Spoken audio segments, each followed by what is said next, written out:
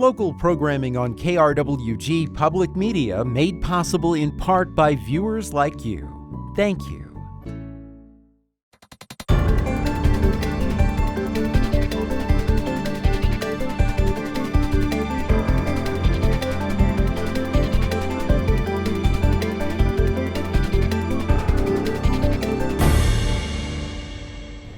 This is Issues and Answers, Preserving Our Groundwater. I'm Madison Staten. Groundwater in New Mexico is a critical buffer in times of drought, providing millions with drinking water and helping with irrigation needs when surface water runs scarce. But measuring this resource can be challenging, complicated by geology and a lack of resources. I visited some monitoring sites in order to learn more about how groundwater is measured in New Mexico. The first hours of daybreak find Ethan Mamer just south of Silver City. He's standing underneath an old windmill enclosed by metal wire, measuring tools in hand. But it's not the windmill that has Mamer's attention, rather what's underneath. The hydrogeologist is collecting data on groundwater, measuring the level of water within this rural well. His reported findings will be added to the state database, helping to uncover more information about New Mexico's groundwater health. The well is down only a foot since it was previously measured last year, but Mamer says he's seen significant drops at other sites. In the last year and a half, I have definitely noticed the water levels dropping perhaps faster than normal. Yesterday I saw a drop of 30 feet. Stacy Timmons is the Associate Director for Hydrogeology at the New Mexico Bureau of Geology and Mineral Resources. She says areas of the state that are disconnected from recharge and surface water are experiencing serious decline. There really is no new input to those aquifers. So the concern there is that if whatever water they take out is water that's pretty much gone for good. One area of New Mexico with stressed water resources is the village of Cloudcroft, where Mayor Bill Denny says one well has dropped production by more than half. Monday to Monday, we are losing more water than we're bringing in every week. I believe we are going to have to haul water in trucks to Cloudcroft to fill up some of our tanks so we can survive the summer. Just how many wells have gone dry is currently unknown. There is no statewide tracking system in place. New Mexico is not alone. Nearby states like Colorado and Texas also have no mechanism for tracking the number of dry wells. Timmons says a self-reporting system has been developed in New Mexico, relying on well owners for data. There really isn't a mechanism in New Mexico for tracking where wells have gone dry. And this is something we've tried to remedy by creating like an app that people can complete and fill out like, hey, my well's gone dry, so that at least we could start to map the locations of where this is happening. Timmons estimates that less than 1% of wells in New Mexico have active groundwater level monitoring, noting that public awareness of the free monitoring program could help improve that number. She also says increased funding for both state and federal monitoring agencies would broaden coverage and increase the frequency of measurements. Being able to gain a complete understanding of New Mexico's groundwater is made even more difficult by the geology of the state, which Timmons says contributes to a lack of information. I don't think we have a clear picture of what our groundwater situation here is in New Mexico. It's fortunately and unfortunately, we have amazing geology here in New Mexico. It hasn't been an easy state to map all of our aquifers in. While aquifers serving urban areas are largely understood, Timmons says more needs to be done to ensure the entire state is equally mapped. Groundwater flow through the state isn't straightforward and simple. So putting together accurate maps of all of our aquifers is a fairly time-intensive and data-intensive, funding-intensive endeavor. And we're making a lot of progress, the state. So there's a lot to be done and a lot of time and money investment that needs to be made to complete that. Upgraded technology resources such as real-time monitoring help to complete that picture. Rather than relying on annual measurements, real-time monitoring sites constantly deliver updated information to water managers. Kyle Davis, a supervisory hydrologic technician for the USGS, took KRWG to a real-time monitoring site in Las Cruces, which gets all of its drinking water from wells. Well is instrumented with pressure transducers, so it's actually gathering data every half hour or every hour and relaying that information via satellite. So It's always available 24/7 to water managers or those who are making critical decisions on how we use our water. The site has been experiencing a decline in water levels over the past 2 decades, recently dropping a couple of feet between mid-May and the end of June. According to Davis, the USGS monitors approximately 100 continuous groundwater sites across the state through a combination of real-time and other data collection efforts. That information is just one component of USGS and state data that help experts better understand New Mexico's groundwater health. Andrew Robertson, with the New Mexico Water Science Center, stressed the importance of comparing measurements taken in the field. If you pair that with other wells and can report that to a common datum, you can get an elevation and understand kind of where groundwater would likely flow. If you monitor it over time, then you get a change in that groundwater elevation and you understand how it is responding to different stressors such as recharge or withdrawals. Robertson underscored the importance of the resource, noting that it provides a buffer when surface water is scarce. He says preparing for future drought impacts will be critical. Our groundwater is one of, if not the most valuable resource that we have. And it does provide that buffer when we have surface water shortages, which are going to happen. So I think we just need to continue to monitor, continue to characterize those resources, and work together to identify how we're going to respond to some of the uncertainty in the future. To talk more about groundwater monitoring, we are joined by State Engineer John D'Antonio. John, to start off with, what are solutions that can help increase the percentage of wells actively monitored in our state? Well, that's a good question, and I think we need to draw the distinction between water level monitoring and also metering, which is something we do collectively. So, if we're talking about a monitoring program, there is a joint effort between the U.S. Geological Survey and our State Engineer Hydrology Bureau. And what we do is we work on, we've been working on improving the program. The object is to look at and have water level measurements taken annually in all areas of the state of New Mexico, especially where we previously measured, and we do 5-year surveys, so we want to make sure those are up to date. And what that does, it improves our knowledge of the dynamics of the resource, and it improves our understanding of the hydrologic system, and also for both modeling purposes and resource management. So it helps populate our models with key information and data, and then how we interpret those models to do our management. We also are collaborating with New Mexico Tech, which is really important, I think, to bring in other scientists, just measure water levels in some of the areas that aren't covered by the U.S. Geological Survey program. They don't quite get everything. And so data on water level declines are maintained by the USGS, some by our bureau, and those are available to the public. Now, when we're talking about actual metering, that's a little bit different story. The state engineer, my office, we actually issue metering orders when we need to around the areas of the state. But as an example, any commercial, industrial, or municipal use requires metering. Typically, domestic wells aren't metered unless they're in a shared meter system. But we actually have, and I have the flexibility to condition domestic wells, other wells, if it's necessary. We can set up domestic well management areas, other areas that require it. But both of those solutions require resources for our office, and we are a little bit strapped on resources to continue those programs everywhere. Do you think enough wells in the state are being monitored? Well, we can. I think so right now, and we require new wells to be metered. Like I said, where we're lacking a little bit is domestic wells, but we have a really good handle on what the domestic well uses are. We consider those de minimis uses in most areas. We have some flexibility in setting up domestic well management areas. If those domestic well uses affect surface water supplies, then we can actually go in and put some further restrictions on those domestic wells. Okay, so do you think that the state currently uses more groundwater than can actually be recharged?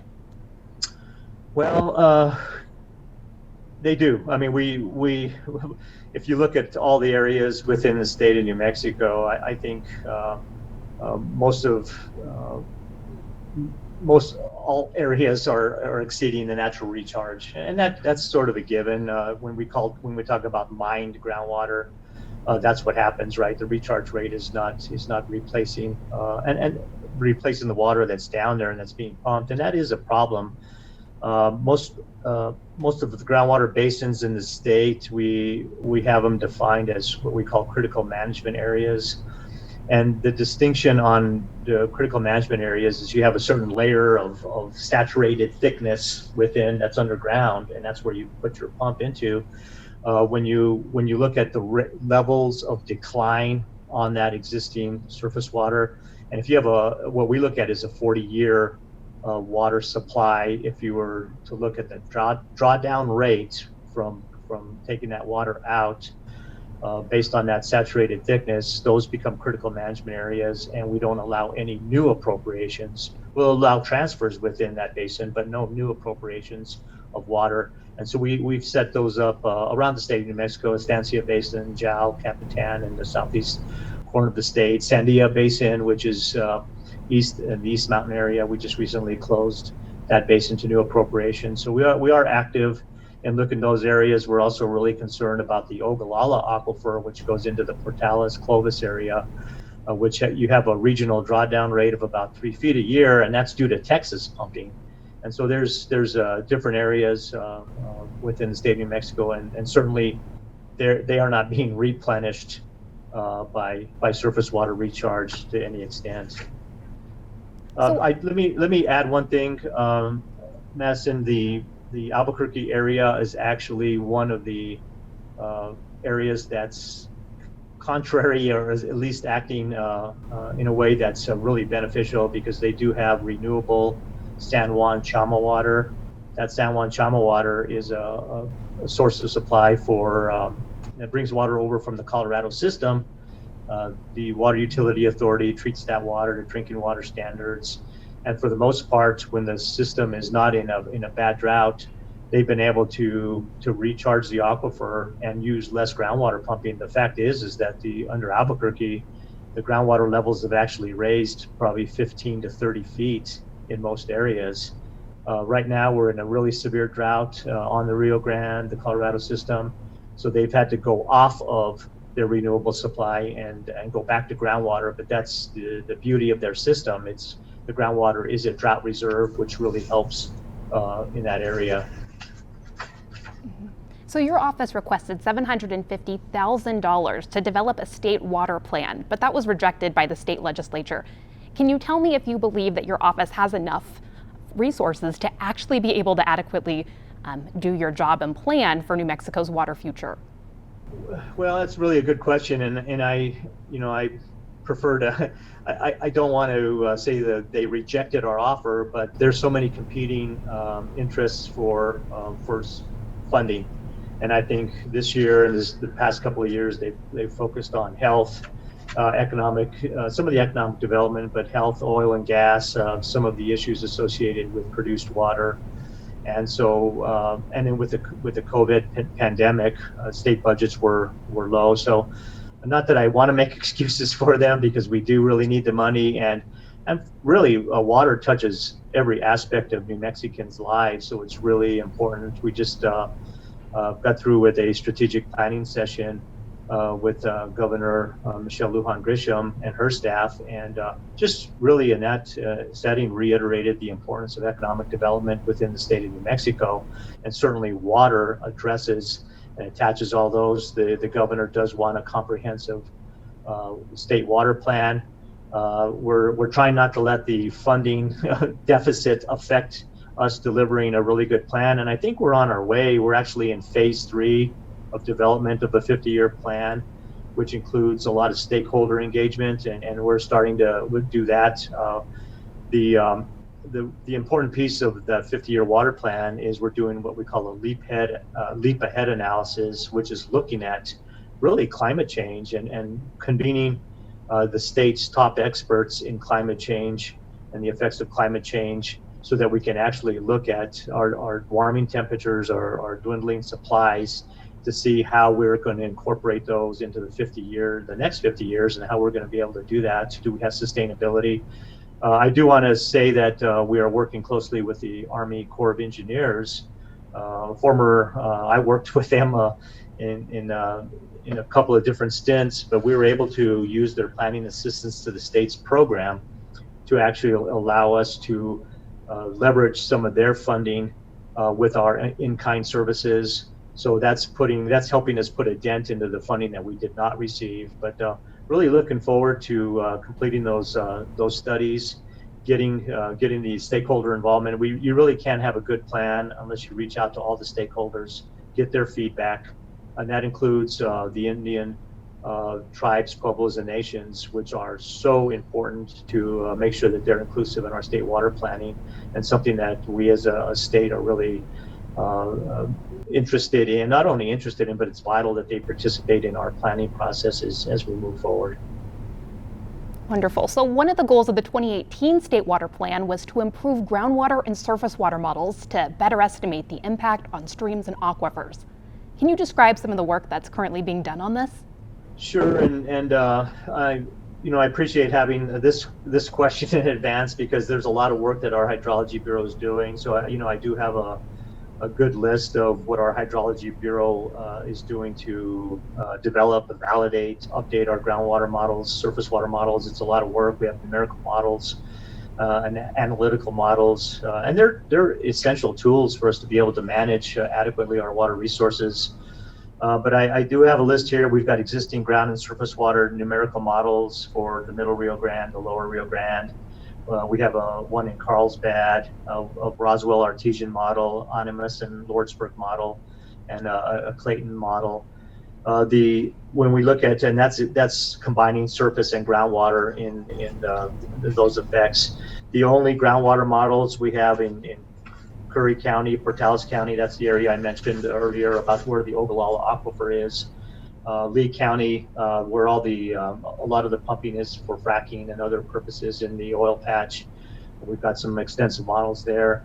And then we also have numerical ground and surface water models that are being developed. One of the ones that really has concerned us in the southeastern corner of the state covers the Capitan, the Jal Basin, and the area where there's been a lot of fresh water that's been used for fracking purposes, which the state is trying to get away from and start using just produced water and continue to use that in the fracking process. But I actually, as a state engineer, action and order, closed that basin, the Jal Basin, and down in the Carlsbad area to new appropriations so that we could better populate these models to make sure the effects of that groundwater pumping wasn't doing harm to the city of Jal and other existing users of groundwater in that area.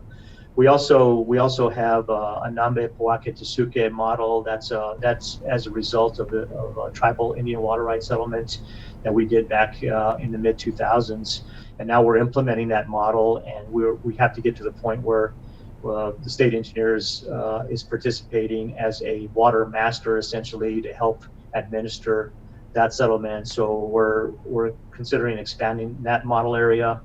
We also are looking at a Middle Rio Grande model, which needs some further. The guidelines have been in that area for about 20 years, and we have to do and redo some of those models. But some of the tributaries, the Rio San Jose, which is a water rights settlement model that's under development, that gets into the tribal adjudications and settlements that we're working on as a priority for our agency and for the state of New Mexico. We've got a Zuni River Basin groundwater model, a Lee County model that we're updating.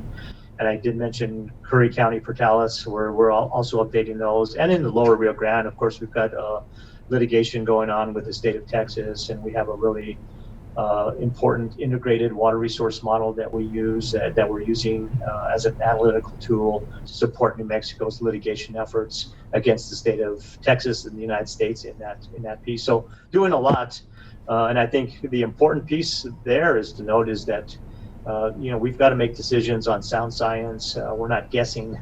We've got to understand the effects of surface and groundwater and help us make our management decisions. So just quickly, in your mind, what still needs to be added to the current state water plan? Well, I think it wouldn't hurt to try for some additional funding. Again, most planning efforts that are around, even the city of Albuquerque had a $2 million effort to do to do their 100-year water plan for the city of Albuquerque. And here we are looking at the entire state of New Mexico and trying to get about $750,000 to do that. So funding is a key piece. But really, the other critical elements are public input, stakeholder input, and I mentioned before the tribal input, which is so important for us to be able to make sure that everyone and all users are represented and at the table when we do our planning. Mm-hmm. And let's pivot to agriculture for a second. What factors went into the decision to recommend farmers only farm if absolutely necessary? Well, we're in a drought period now. In the last 40 years, we haven't seen a combination of dry soil conditions, inadequate supplies in our lakes and our reservoirs. I mean, in many cases, we're down. Elephant Butte's down to 7% of capacity. A lot of our reservoirs, most of them are below 20% of average, not even of capacity, and so you've got a very low number. And when an agricultural entity, and I'll talk now about some of the bigger irrigation areas like Elephant Butte Irrigation District, Carlsbad Irrigation District, when they're only getting 3 inches of water a year, or that's their allocation, when they need 3 feet of water to really do a full crop, it doesn't make a lot of sense to actually use that water. It's better in some cases to maybe allow for some water banking, some transfer, maybe allowing a couple of farmers do some rotational fallowing and allow some farmers to use a larger supply, and in lieu of using that small amount. There are areas of the state that have groundwater that augment the surface water supply, so some of those farmers continue to pump groundwater, but that also causes problems if you have to pump too much groundwater. The sustainability of that groundwater comes into question when you have to pump too much groundwater. Okay, is one solution paying farmers for their water rights? Well, I would rephrase that question a little bit, because what we're doing is you're not paying them for their water rights, but we're paying them to fallow their land for a specific period of time. And so, we do have a program that we set up in the Lower Rio Grande, and this was at the request of the Lower Rio Grande Water Users Group, which are the users on the side of New Mexico, where we have farmers, pecan growers, we have the diversified row croppers, we have other water users like Public Service Company of New Mexico State University. We have a couple other water purveyors down there. And what they've come up with, and understanding that they're in the middle of litigation, but is there an opportunity for us to incorporate all the water uses in that particular area? And I'm kind of forgetting what the question that you asked. Was it the? Well, I really want to know, do you believe that at some point we're going to have to start paying for water rights for these farmers? Is that a solution? So getting back to the program that was set up, so those water users that all came together down there came up with a pilot program that was to fallow land and actually caused the people that use groundwater to pay for offsetting those effects into a fund, so that the farmers could actually be compensated for not farming, right? So what it does, and fallowing is really being used all over the western United States, California, Arizona. There's some big entities, NGOs, and others that are paying and providing funding for farmers not to farm. We're seeing it in the Colorado system a lot, because Lake Powell and Lake Mead are experiencing really some major shortages. And I think there's probably a sort of a misconception or a non-understanding is, well, why does New Mexico care about the Colorado system? Well, we really have to be concerned with the Colorado, because shortages on the Colorado affect our San Juan Chama supplies. That's a tributary, the San Juan River, a tributary to the Colorado. If you have system shortages there, you suffer. The cities of Albuquerque, Santa Fe, Espanola, all the Middle Rio Grande uses can get cut way back. So So the farming and the fallowing piece, when 75 to 80% of the water use in the state is agriculture, one of the keys is you want to keep the farming community, you want to keep them in business essentially. So if you can pay them not to farm, that sets up maybe a sustainable aquifer for a longer period of time. When hydrologic conditions improve, then you can go back to actually farm. And when we talk about fallowing, we're talking about a rotational fallowing, so that people are taking turns. One of the real big problems in fallowing is the health of the soil, and a healthy soil initiative. We work with New Mexico Department of Agriculture a lot to make sure that you probably need a cover crop to make sure that you're protecting the soil. You don't want that good topsoil to erode away, and so there's a lot of opportunities there. But in shortage times, you really still want to keep the farming community viable. It makes some sense to pay them, and in lieu of farming, and then hopefully sets them up for when the monsoons come and a better situation of snowpack, when they can get back into full farming operations. What is your message to farmers who are working to balance both economic and conservation needs? Well, I think looking for programs, we've been working with a little bit in the Roswell Basin. When I look at Carlsbad Irrigation District and the Pecos Valley Artesian Conservancy District, we have a settlement agreement that we put in place back in 2003. And that requires, when there's certain hydrologic conditions, for the state of New Mexico to pump water into the river, so it goes into Brantley Reservoir, which is a supply for Carlsbad Irrigation District, who's the senior water right holder on that particular system. But when you get into these really deep droughts, that 2003 settlement agreement is put New Mexico in a good place for our deliveries to the state of Texas. We're in a 160,000 acre foot credit to the state of Texas on the Pecos system, but it's still really hard for the senior water user, which is Carlsbad Irrigation District, to get their supply. And so what we've been talking to them about, and thankfully we've had a lot of rain down in that southeast part of the state, so the pumping that New Mexico has done in the river that's gone to Brantley, in combination with flood flows that have gone into Brantley, have elevated the reservoir level in Brantley to help those farmers. But the point is that we're going to continue to get into these drought cycles. And so we're talking to them about really creative solutions, maybe additional storage upstream, looking at crop insurance that might be better. And it may be better for us, instead of to pump the aquifer to put water into Brantley, is to relook at that settlement agreement, and because it's going to cost the state of New Mexico between $1 million and $2 million to pump that water. That we may look at more of a hybrid solution, and I've been talking to farmers down there to see if that's a possibility, to pay the farmers in lieu of pumping water, so that you can preserve that aquifer for future use and future years. So a lot of it is collaborative solutions, and talking about different solutions that we can all undertake, so that we make it better. So I think the idea is, hang in there. We're trying to help. We're trying to lessen the pain in these really bad years. And finally, John, could I just cut in really quick? Yeah. Just for that last question, I really just want to know, what are solutions that can help protect this resource? Well, there's a lot of solutions, I think, and we're trying to work on them. I mean, most of the solutions are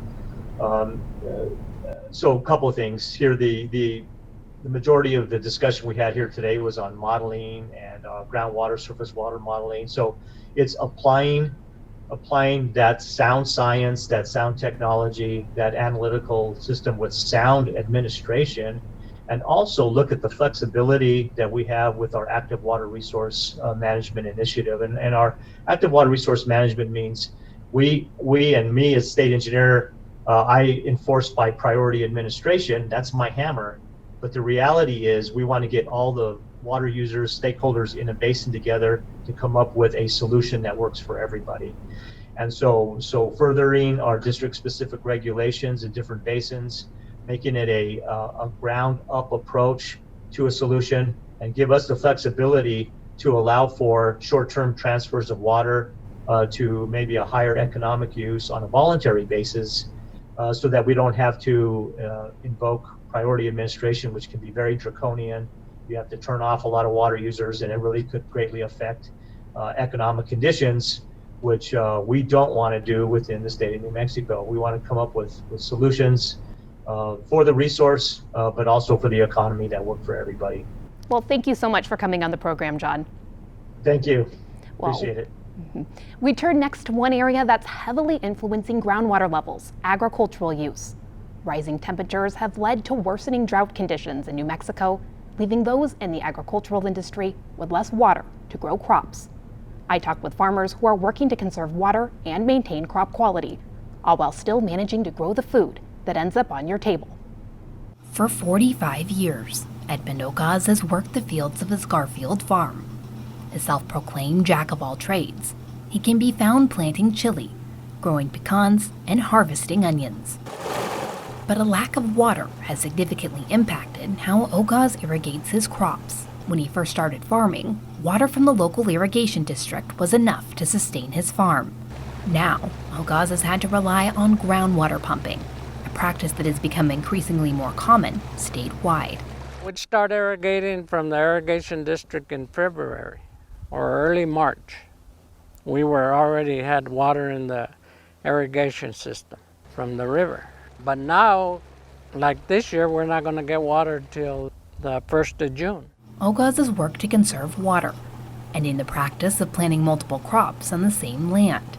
He's also taken steps to protect his crops from the increased salt content of groundwater, applying different kinds of fertilizers to fight against the salinity.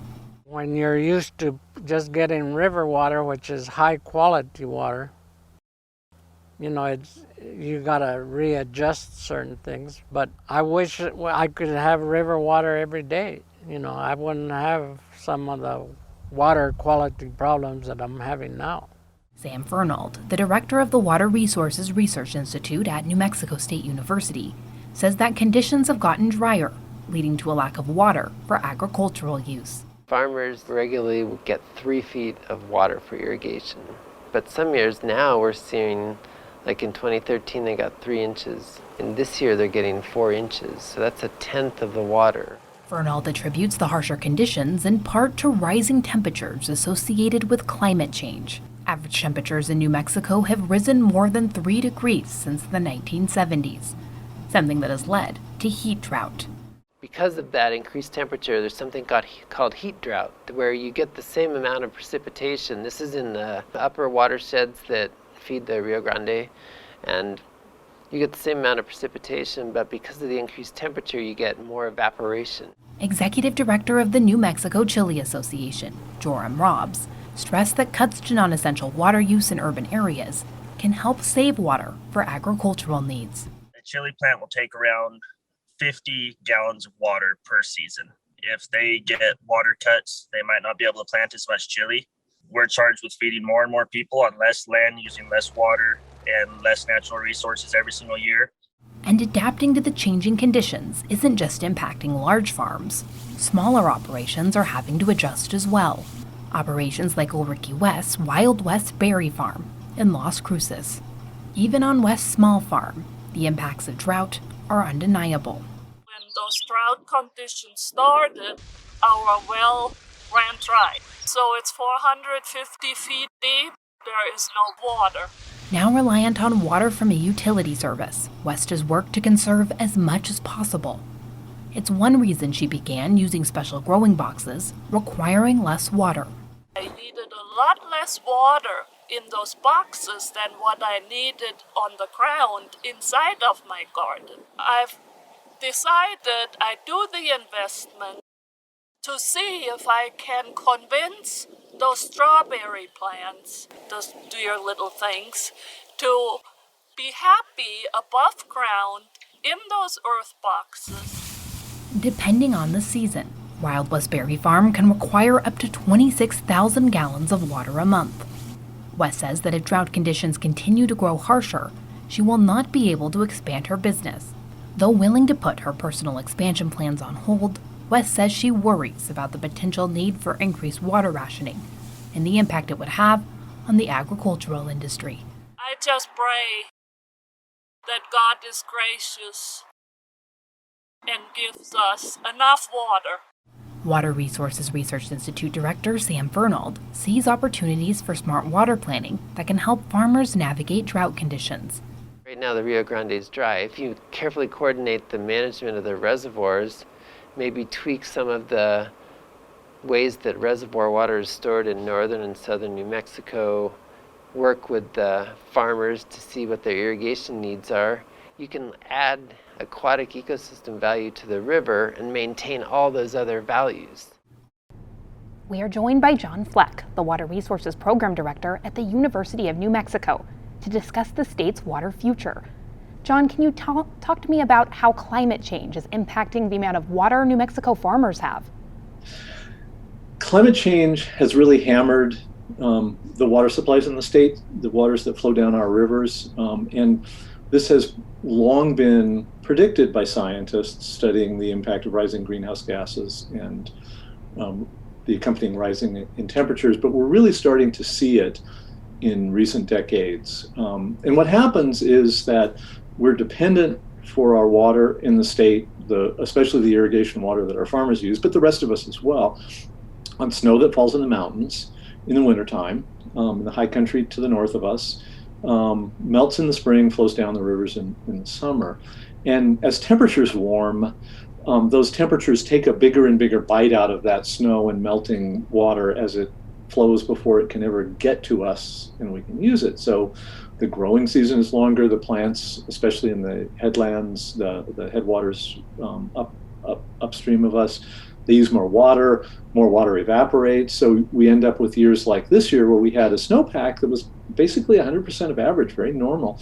And yet only half of that is making it to the rivers. Our river flow this year in the Rio Grande is 50%.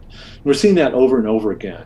Complicated phenomenon. The warmer temperatures dry out the soils, which take a bigger cut of the melting snow as well.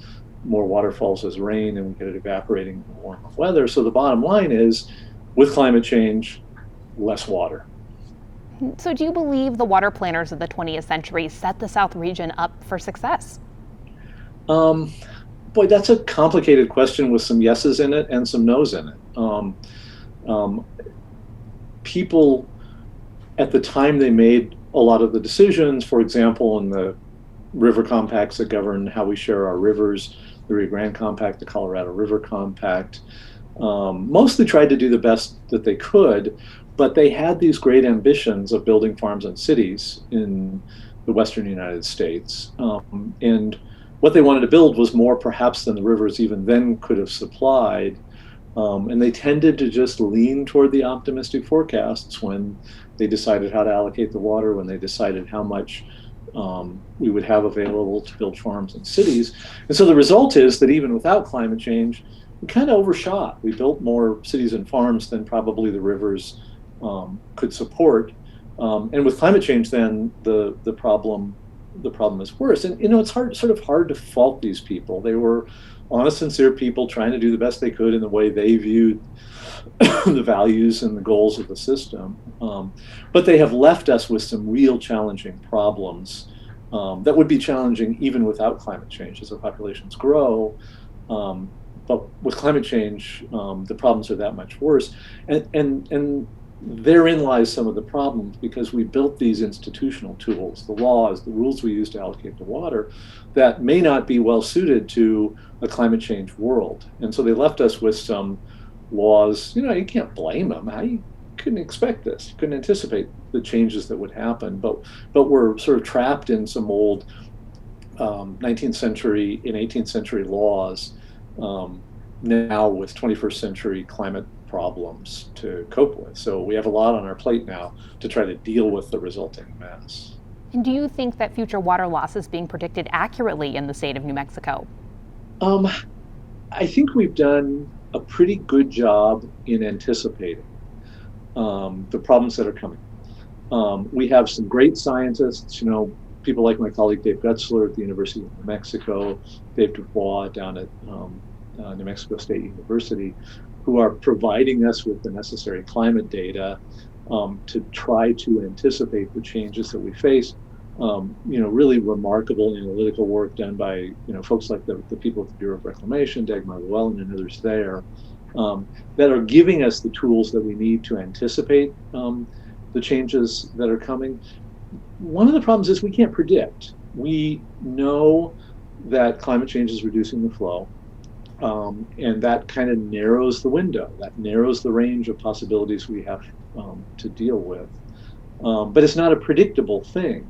So climate science has given us the tools we need to recognize the range of possible future scenarios we need to prepare for. And one of the challenges in responding to that is getting the political and policy apparatus to really take this stuff seriously enough and really plan for our what-if scenarios. What if some of those extremely dire climate change scenarios are the path we end up on? And how we get the political and policy environment to accept and deal with those things. Because it's not like we just have one future to plan for. We don't know. It could be over here. It could be over here. It could be some period of years where it gets wetter for a little while and then dry again. We have to remember not to just take that for granted and assume it'll be wetter forever. It's likely to be drier on average than it ever has been in the past, and we're already seeing that right now. So part of it is planning for an uncertain future that has some potentially really bad outcomes, so we're ready and have the tools in place if that's the path we end up on. So how has New Mexico's Water Data Act helped the state gain a better understanding of both groundwater and surface levels? So I'm really excited about the Water Data Act. It's a really important tool for folks like me on the academic side trying to understand our water and trying to help people plan.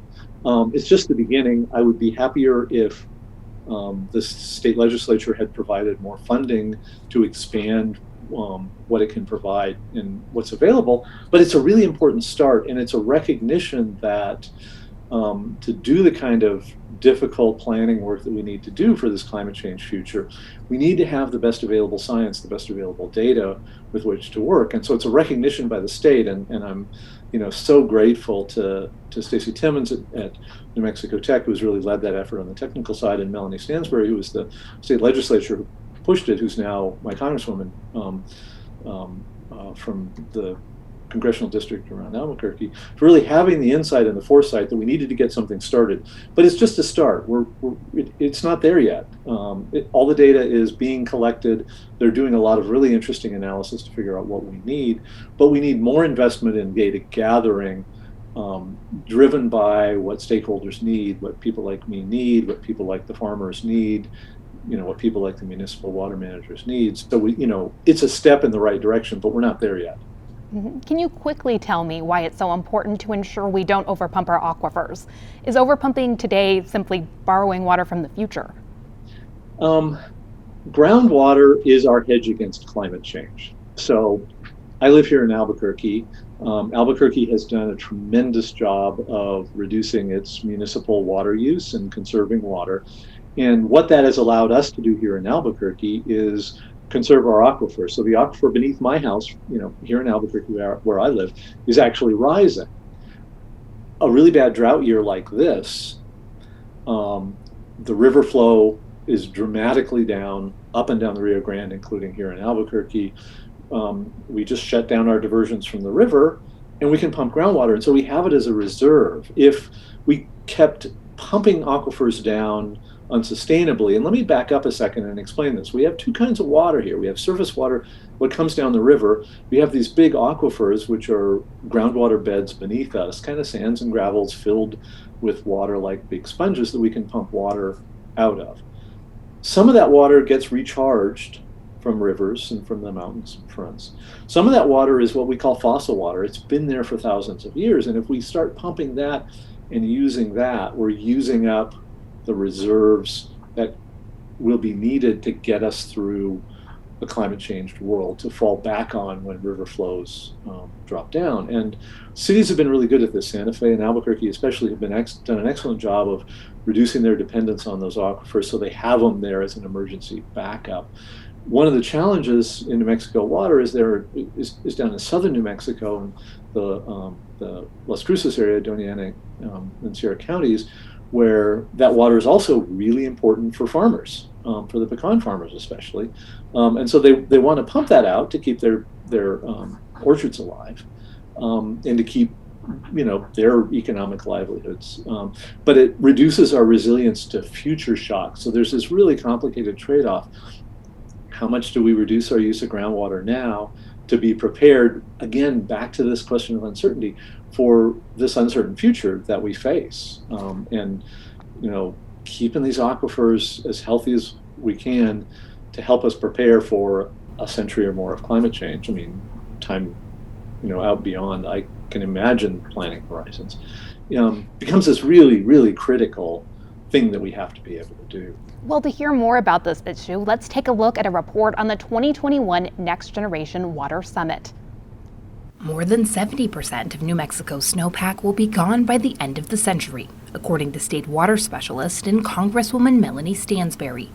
She addressed how regular drought conditions have been exacerbated by climate change at the 2021 Next Generation Water Summit. With climate change, and we have already seen the signal over the last decade and a half here in New Mexico, we're seeing a lot of irregularity, a reduction in snowpack, a reduction in runoff, and the whole system is completely changing.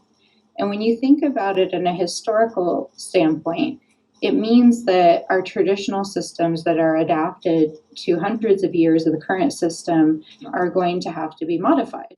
Winter snowpack in the state has been decreasing since the 1950s. Climate scientist Catherine Hayhoe says that reduced snowpack has led to consequences for both aquatic ecosystems and the people who depend on them. The last few years, there have been several very, very sketchy seasons at Taos and Ski Santa Fe, and of course, Ski Apache has been barely open. And that's in part both because of warmer temperatures as well as decreased precipitation. And it doesn't just affect winter recreation, it also means that there's less water available that comes from snowmelt later on that has significant economic and environmental consequences. The U.S. Drought Monitor reports that most of New Mexico is currently experiencing some form of drought. In May, over half of the state fell into the exceptional drought category, the most extreme classification. Congresswoman Melanie Stansberry says monitoring water systems in real time will be key to successful management of the scarce resource going forward. We're going to need to understand where the water's flowing, where's it going, where's it coming in and out, and what are the impacts to the entire system. And the only way we can do that is by upgrading our infrastructure, bringing a big data framework to our understanding of hydrology and the systems that impact it. Garfield farmer Edmund Ogas is also pushing for responsible water management. Due to drought, farmers in the state have seen their allowed water use cut from more than 3 feet to less than 4 inches, depending on the region. Ogas says a big state effort is needed in order to coordinate a water plan beneficial for all key stakeholders. There's got to be a big effort by the state of New Mexico to manage this water, for it benefits everybody. It's getting scarce, there's only so much water available. So I really don't, unless we all get together and try to solve this problem, I don't know if it'll ever get solved. When not using groundwater, Ogas depends on water from the Elephant Butte Irrigation District in southern New Mexico. The Elephant Butte Reservoir, which was predicted to see only 35% of average spring runoff due in part to a lack of snowpack, is expected to have one of the driest seasons on record, opening up water for irrigation for only 1 month. The lack of water within Elephant Butte is just one example of how scarce water is in New Mexico. That scarcity is one reason Congresswoman Melanie Stansberry is calling on the state to look beyond groundwater management and focus on recycling and other conservation programs in order to protect the resource for stakeholders. We, as a state, have not come up with a really robust set of water conservation policies and also incentives. And I think that we have been heavily focused on kind of like macro water management around how the river is managed and with our groundwater systems. And so I would love to see our state and local authorities really look at what are the opportunities, especially now as we're seeing the system changing so dramatically, to really incentivize and make it easier to do water reuse, recycling, and conservation programs. Stansberry also highlighted a need to advocate for federal funding, noting that grant programs are available through resources like the Bureau of Reclamation. Beyond that, she emphasized the federal government must play a role in finding community-based solutions by investing in infrastructure. We are back with UNM's Water Resources Program Director, John Fleck. John, we heard in this report that more than 70% of New Mexico's snowpack could be gone by the end of the century. In your mind, what more should New Mexico be doing to plan for future water needs? We need to be having a serious conversation in this state about the reality that there will be less water for all the things that we want to do with our water. And we face really difficult challenges in figuring out how to share those shortages. And I think this is a really important fundamental principle about the challenges we face going forward, is recognizing that we're all in this together and that everybody is going to be forced to use less water, and moving away from the sort of North state, South state tension, our water, their water, upstream, downstream, and cities and farms tension, as people try to cling to the share of water that they have, because nobody's going to be able to cling to the share of water that they have. Everybody is going to have to use less water and do less. And at the same time as we face those challenges, we have this increasing awareness in our society that those environmental values, the things that we often ignored in the 20th century water development, matter to us now in ways that are also going to be really important. And that makes the challenge even harder. But it's shifting away from fighting over water and clinging to shares and suing one another, and recognizing we're all in this together and we all have to figure out how to share these shortages that we're facing now and that will be likely worse in the future. So what additional water policy do you believe the state of New Mexico should consider implementing? I'm hesitant to suggest specific policy outcomes. I'm just on the side, an academic and a writer, watching these people do what they do. And it's really important for the policy initiatives to sort of emerge from the water users and the regions themselves to deal with it.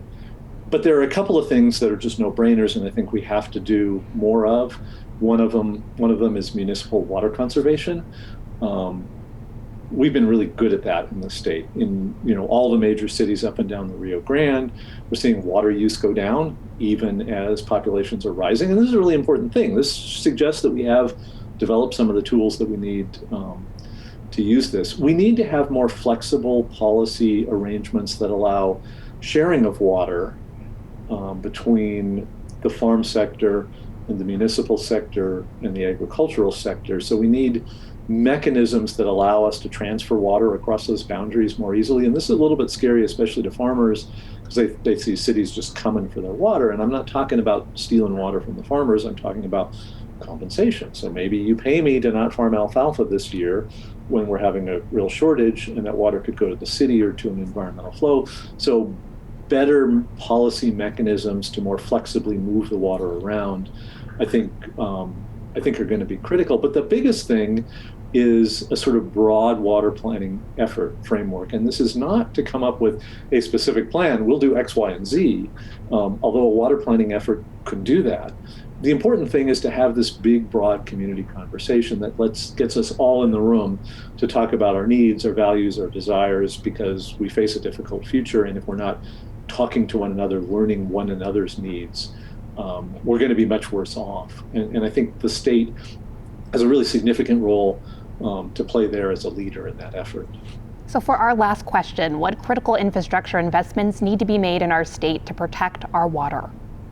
So one of the things that I worry about the most is rural communities, small rural communities. So I've been talking mostly about the cities, the big cities. We have rural communities spread out across New Mexico, especially in Indian country, on the reservations, that really don't have the resources that the cities have, that have one well and it's old and failing, and you've got 20 homes or 50 homes or 100 homes that depend on that well. We really need to be investing in infrastructure to help make sure that rural communities can survive, because the challenges are greatest for those rural communities that tend to be the poorest and don't have access to the resources that we big city folks have to build large-scale resilient water supply systems. I'm really interested in making sure we focus on infrastructure in rural New Mexico for water delivery. Well, thanks so much for coming on the program, John. Thanks for having me. That's our time for now. For all of us at KRWG News, I'm Madison Staton. Have a great week, everyone. We'll see you next time on Issues and Answers.